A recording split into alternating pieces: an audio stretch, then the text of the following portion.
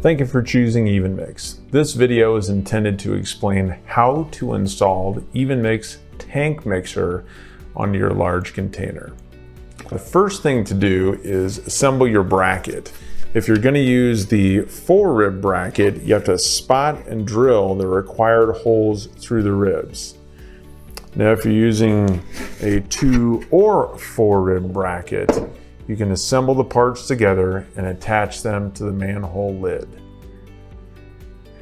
Be sure to tighten the bracket to clench the lid. Alternatively, if you're using a bulkhead, spot and drill the required hole through the dome of the tank. Assemble the components and clench the dome. Now, like before, be sure to tighten the bulkhead. Once you have the bracket secured, put your mixing shaft through the bracket, place the mixing shaft onto the drive's output, and fasten the 2 set screws. Fasten the drive into the bracket, and you can mix. Now to remove, unsecure the mixer and pull it out of the container.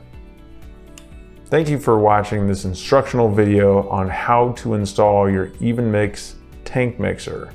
If you have any questions, please don't hesitate to contact us at EvenMix. I'm Phil Rankin, the founder of EvenMix. Thank you for your time.